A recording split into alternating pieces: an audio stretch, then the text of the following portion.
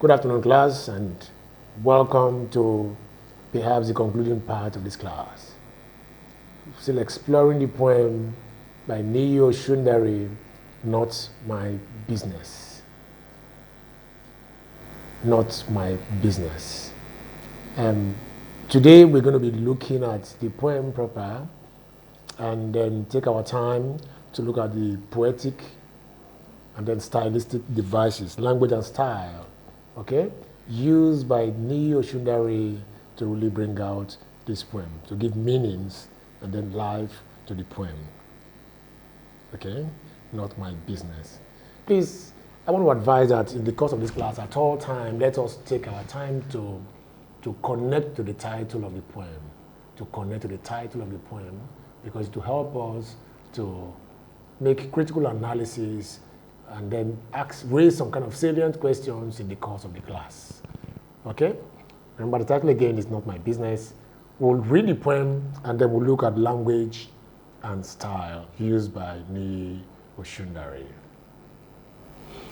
All right, let's look at the stanza of the poem now before we now go to all of that. They picked Akani up one morning, beat him soft like clay, and stuffed him down the belly of a waiting jeep. What business of mine is it? So long they don't take the yam from my severing mouth. Okay. They came one night, booted the whole house awake. They came one night, booted the whole house awake, and dragged down Laddie out, then off to a lengthy absence. What business of mine is it? So long they don't take the yam from my silvery mouth. Chinwe went to work one day, only to find her job was gone. No query, no warning, no probe. Just one neat sack for a stainless record. Okay? What business of mine is it? So long they don't take the yam from my silvery mouth. And then as we're approaching the last two stanzas, and then one evening, as I sat down to eat my yam, a knock on the door froze my hungry hand. The jeep was waiting on my bewildered lawn, waiting in its usual silence. All right, thank you very much. That's the stanzas and lines of the poem. I'm sure we've been able to make great meanings out of them, especially as we look at the narrative nature of the poem. Looking at the three characters, the Akani, the Danladi, the Chinwe. Remember, in our earlier classes, I told you that these three names are actually very deliberate. They are deliberate. If you look at the names, I'm sure they depict names from the three major tribes of Nigeria. Akani, obviously, from the Yoruba part of the country. Danladi from Hausa, I hope I'm correct. And then Chinwe from the Igbo, Hausa, Yoruba. Okay? So what it means as we begin to look at the poem is that it covers the entirety, the entire part of the country. No place is left out. No place is exempted. This injustice, this dehumanization, this anarchy, this abuse of the rule of law traveled or traversed every part of the country. Every part of the country. Okay? Yes. So that is that about that. So we'll look at the language and style of the poem. Language and style of the poem. Yes, language and style of the poem will cut across a lot of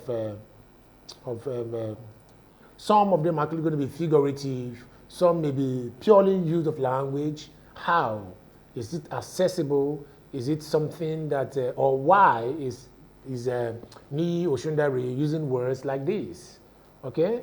Why is it using this kind of figurative? What exactly is it, is this choice of words about? When he will say yam, what does yam mean? Does it mean the literal yam or the literary yam? Okay? What business of mine so far doesn't affect my yam? Okay? All right. So, language and style. And then the first one we have here is the use of metaphor. The use of metaphor. I'd like to remind us again that metaphor is a figure of speech where you compare two things without the use of as or like. Okay? Without the use of as or like. Metaphor. Okay? Direct comparison is a figure of comparison when you just try to compare two things without the use of as or like. So in the poem, the word yam is used in 4 instances in the context of eating. Okay? In the context of eating. This easily suggests that the word denotes a kind of food. Yes, it will easily or quickly suggest that it denotes a kind of food or a kind of enjoyment. But it's also important to understand when we look at it closer, we'll see that in all the instances of its use, it reveals that the word is deployed metaphorically. Metaphorically. Okay? So, a lot of metaphors there. So maybe we'll just go to the poem again and then see it. They picked a kind of up one morning, beating stuff like clay, and stuffed him down the belly of a waiting jeep. Okay? What business of mine is it so long they don't take the yam? Okay? They don't take the yam. So that yam there is actually highly metaphorical. Okay? It's highly metaphorical. It may not necessarily mean the literal yam. It could also mean maybe so far, oh well, it's not my business. So far I'm just enjoying myself. It doesn't affect my job. It doesn't affect my enjoyment. It doesn't affect my movement. Okay? So that yam is highly metaphorical there. It's highly metaphorical. And then a number of them are actually very prominent there. Okay?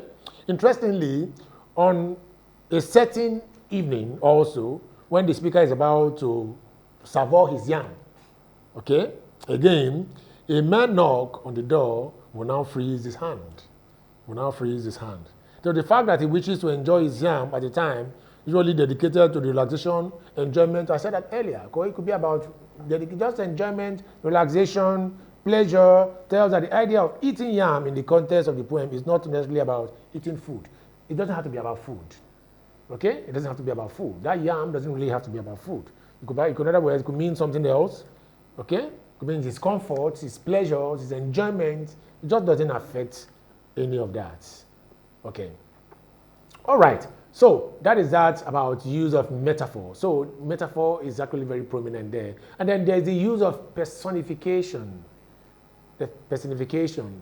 Personification, I'd like to remind us again, is when we try to give human quality, when we try to give human quality to inanimate objects, human quality to inanimate objects, and then it is used majorly to create some kind of imagery. All of these devices are used to create imagery, to make us visualize, to make us, to create a mental picture as we try to make analysis, so that we see these things clearly. Okay, yes, personification is highly explored in the poem. A very prominent one there is the jeep. The jeep is a kind of vehicle, obviously, but then in the poem it is referred to as what? A human being. A human being. We are told that it has a belly. It has a belly. All right. So we need to go back to the poem again now. Let's see it. Okay. Yes. They picked Akani up one morning, beat himself like clay, and stuffed him down the belly of a waiting jeep. You can see the use of belly there gives the jeep a human quality of a waiting jeep. A just open jeep that is waiting for, the jeep that just swallows people. And stuffed him down the belly of a waiting jeep. where they just push you inside there, and then the jeep takes hold of you. Nobody sees you again. Only God knows where the jeep is going to offload you. Do you understand that? So the use of personification is very, very, very clear there. Okay? So remember I said earlier on that personification is when we try to give human quality to inanimate objects, make them look like a person. Okay? The jeep, which is the kind of vehicle, is referred to in the poem as if it is a human being. We are told that it has a belly. So that's a clear use of personification there. You can find a lot of them, a lot more there if we take our time to look at it, okay? All right. Next, we'll look at alliteration. Remember, we are trying to explore the language and style of the poem. Poetic devices used by Niyi Osundare to bring out, to give meaning, and then to create effects, okay? So, alliteration. Let me also explain alliteration again. Remember that if you're responding to all of these things in an exam situation, you have to define some of these terms, first of all. Define this term before you now begin to discuss them in the context of the poem. What is metaphor? What is personification? What is alliteration? Your examiner expects you to define these terminologies before you now begin to respond. It will help you a great deal in your literature exam. So, the use of alliteration. What is alliteration? Alliteration is a sound device. It's a sound device. The repetition of consonant sounds in a successive line of a poem or a literary piece. Okay? For example, Father Francis fried fish on Friday. You can see the fifi sound there repeated in that line, okay? In the beginning of the line of the poem. That's by way of example anyway. It's a sound device, like I said before. It's a sound device and it is very, very prominent in the poem, okay? Yes. The poem makes use of alliteration in some lines. For instance, in line 10 of the poem, if you go to line 10 of the poem, we have and dragged down laddie out. Dragged down laddie. Dragged down laddie. Yes. So writers use alliteration as a sound device to create a rhythmic effect. Like I said, it's a sound device. It gives reading, some kind of melody to the sound of the poem.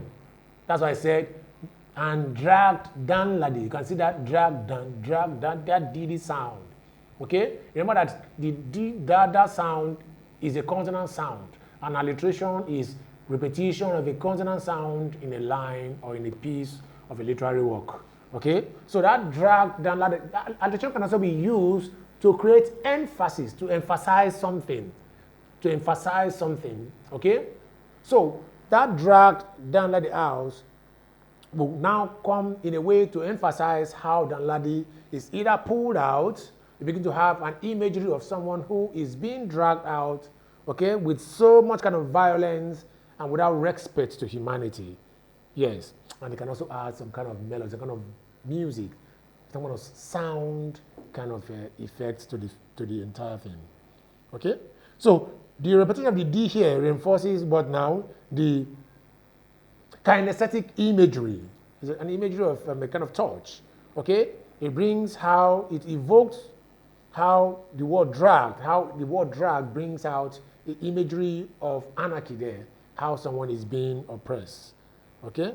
And then in line 15, there's also alliteration in Chinwe went to work one day, the we side. Chinwe went to work one day. The regularity of the occurrence of that we sound, the W, in 3 of the last lexical themes in the line, can be seen as a watch for grounding the commitment of Chinwe to her work before the sudden betrayal. Chinwe went to work one morning. It just shows you that this lady or this person or this character is a very hard-working person. Chinwe went to work one morning. And then in the course of that, okay, it projects that kind of active, that vigor, that sense of responsibility. Okay? So, but what will now lead to the sudden betrayal becomes much of a concern to a lot of us. What will lead to a concern becomes much of a problem. Yes. As a matter of fact, the poem makes use of alliteration in some lines, so many of them. This is to create what? It creates what? Emphasis, pardon the error there. This is to create some kind of emphasis and to enrich the sound quality of the poem. We're going to be seeing a lot of them there. A lot of alliteration. We have the hungry hand, okay? We have talked about when to walk. Yes, hungry hand. Also emphasize the speaker's excessive urge to satisfy his personal yearning. Okay, yes, what was the last stanza, that hungry hand? How, the nog will now freeze his hungry hand. Just a great emphasis, like I said before, on how he tries to satisfy everything that gives him joy, how he will not care. All right, so we also have euphemism as part of our language and style. Euphemism is a figure of speech where you try to make light, just make something that is very terrible seem very light, like it's very mild, as a matter of fact. It seems very mild, and you don't want to make it look very bad as it is. It's a device that is just used to put some kind of color, some kind of beauty, some kind of yes. Okay? And then we have euphemism in several ways in the poem. We have euphemism in different ways in a lot of areas. Oh, yes. There are two instances where the poet deploys euphemism in his versification. The first is where he speaks of Danladi being dragged off into a lengthy silence. Yes, to a lengthy silence. At that point now, a lengthy silence is a subtle and non-alarming way to refer to a long-term imprisonment or even death. Maybe he's even going to die. Nobody knows. But then, perhaps, euphemism has been able to help the writer to place it in a way that doesn't seem very bad. Okay? A lengthy silence is our major focus there. A lengthy silence is just a subtle way. It could mean that you're taken away forever. Maybe whether Danladi has been killed, whether we are going to see him again or not, nobody knows. Okay? But that lengthy silence is just a subtle way to show or to refer to a long-term imprisonment. Very many of them went like that, and then they don't even come out again. But they even die. Or they even die. But they wouldn't want to place all of that in that kind of situation. We would want to place it in a mild way. All right. So that is that about what? Euphemism in the poem. We also have a lot of euphemism in the poem too. Okay? Where we will see something like Chinwe's job is described as gone. Yes, if we go to the poem, we'll look at how Chinwe went to work one day only to find her job was gone. Okay? Only find her job was gone, just to make it look like a little bit mild. Her job was gone. That gone, it's just to make it look mild. But she was just sacked for nothing. No query, no warning, no probe. Just one neat sack. Okay? Just one neat sack. Yes. A lot of that is just to create that gone. It's a way to just make it a little bit light. But the point is that the use of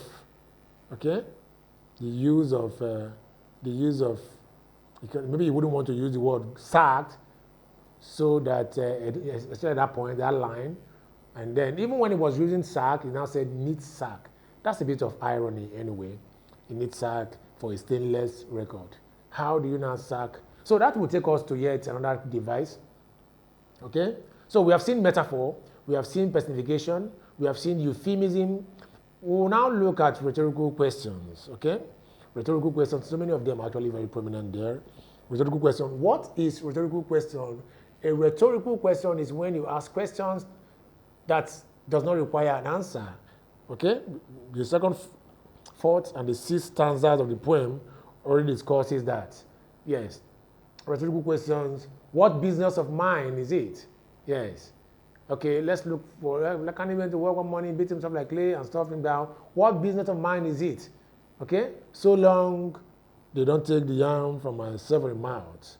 Yes, they booted, blah, blah, blah, kind of way, and then you can see that question, okay, it creates a yes.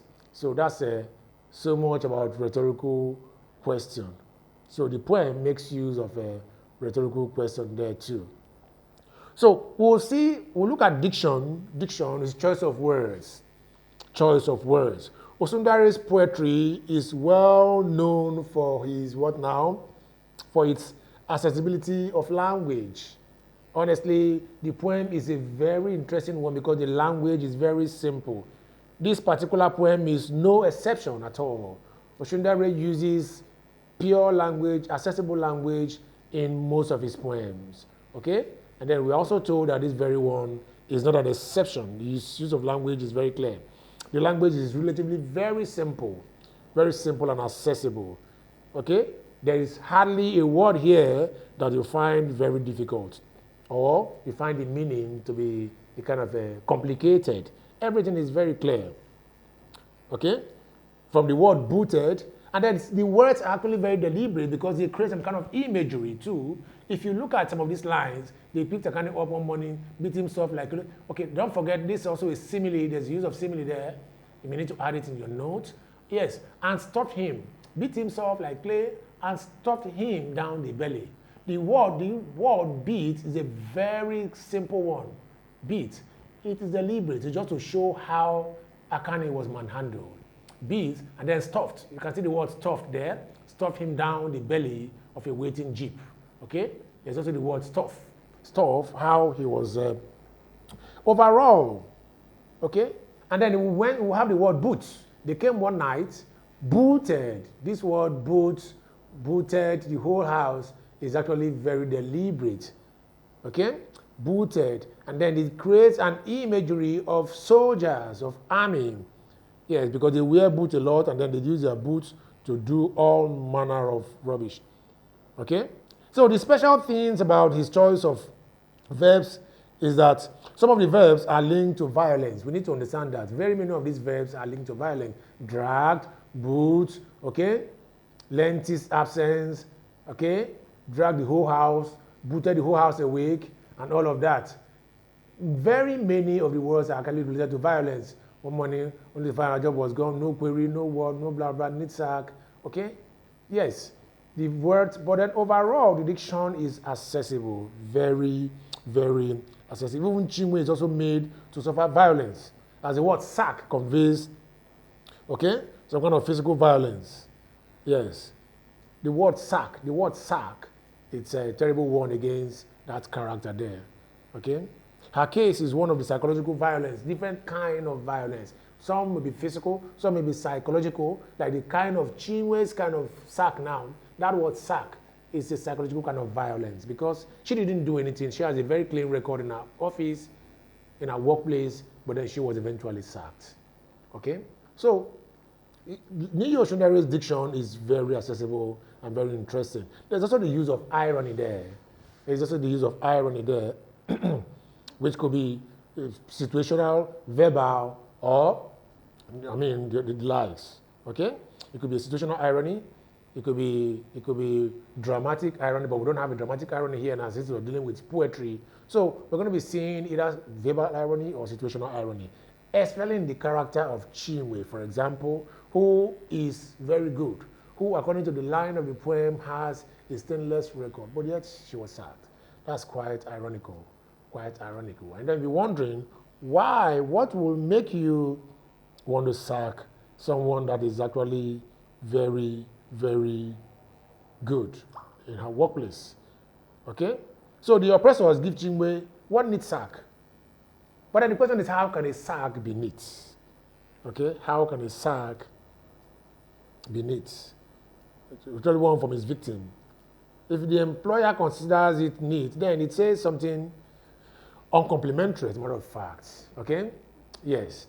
So we also have imagery. So many words are used there to create some kind of imagery. The poet makes it of imagery to enhance communication to the readers. Yes, when you see this poem, it creates a lot of imagery. Yes.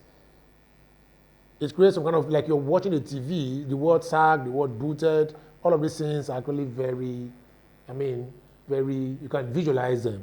This imagery in the second line of the poem is unmistakably and very vivid. That second line of the poem, okay? So if we go to the second line of the poem, you see an imagery of, yes, beat him soft. Yes, that beat him soft like clay. Beat him soft, it creates a kind of somebody that is being manhandled, and then so even the word booted the whole house, it creates an imagery. Okay, and then even hungry hand, we have freeze, we have dragged, we have down the belly of a waiting jeep.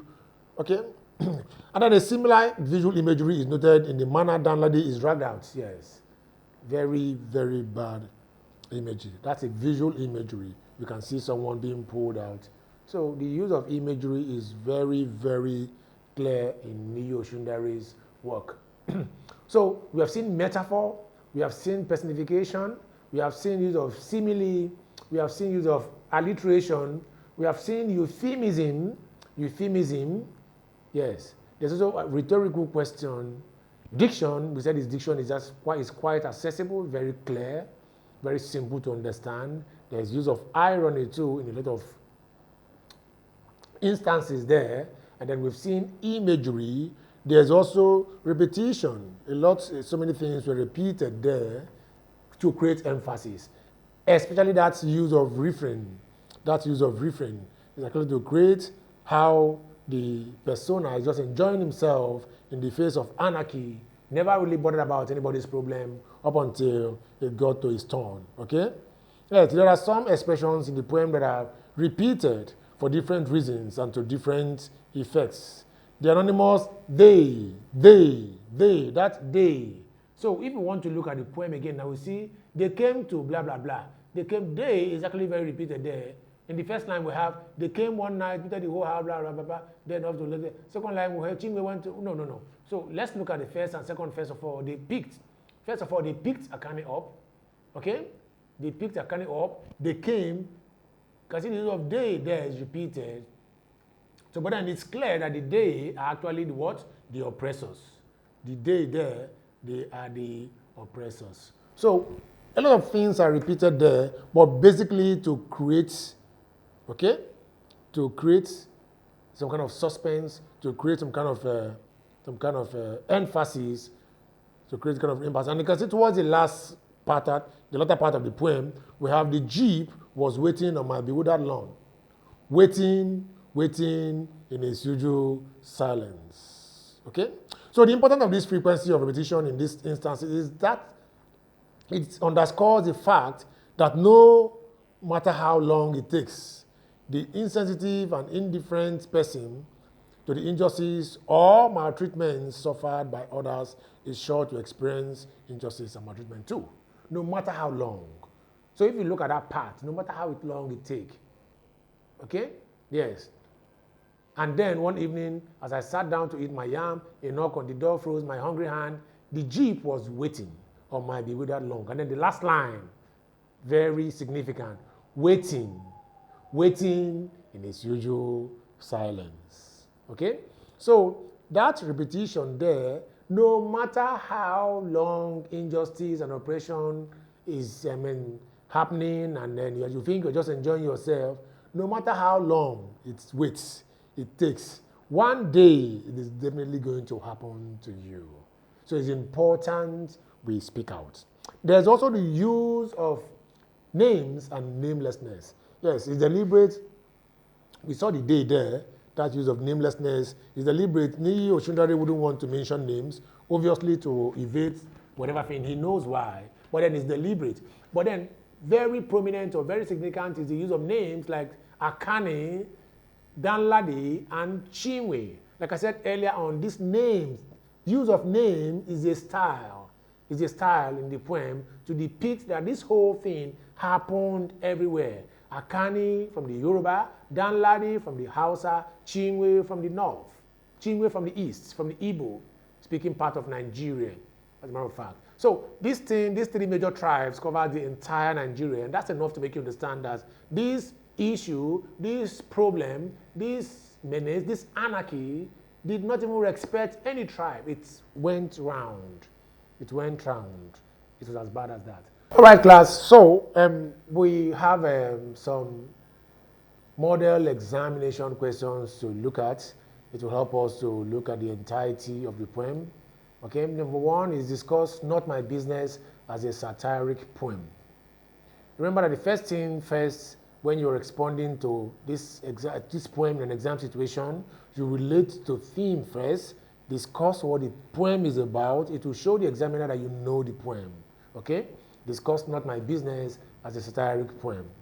Relate to theme. And then afterwards, what is a satire? Define a satire as a poem or a literary work that ridicules the follies of the society. Okay? And then you begin to discuss it now related to the entire poem, how the poem is a satiric poem. You can now give 3 or 4 instances that makes the poem a satire, and then with textual evidence, as a matter of fact. Second one is discuss the theme of injustice in the poem. Discuss the theme of injustice. Remember, the first thing is to relate to theme. Yes, relate to theme. It doesn't matter, even if you have it as a question. Relate to theme, first of all, and then define theme as a literary term. Define theme, and then you begin to discuss begin to discuss the theme of injustice in the poem. So relate to theme, define theme, and then discuss the theme of injustice in the poem with adequate textual evidence. Remember that is, the good thing about poems is that, they are songs. So if I were you, I would try as much as possible to see if I can just take a little bit of them. I'm not trying to encourage cramming, but it's important you know the poem very well, because you may be required to quote lines, stanzas and lines, okay, to show that you know the poem very well. Yes. And then the third one, attempt an analysis of the poem as a depiction of a universal experience. The first thing to do in a question like this is to relate to theme. Class, it's important that anytime you are faced with a typical WAEC question, please relate to theme first of all. Your examiner wants to know that you know the text. Relate to theme. If there's any literary term, just like we did when we saw the first question, satire, you have to define satire, okay? Even before you now begin to discuss the theme, the poem as a satiric one. So relate to theme, define term, and then you go to the question. Map out or structure out 3 or 4 paragraphs comprehensively with adequate textual experience to be able to make good points or good marks in your exam. Okay? Thank you so much, ladies and gentlemen. I want to believe that we've been able to explore this poem. Please, send us feedback to see that everything is, and then where we need to make some kind of corrections or additions or all of that, it will be accepted. Thank you so much once again, and bye for now. See you in our next class.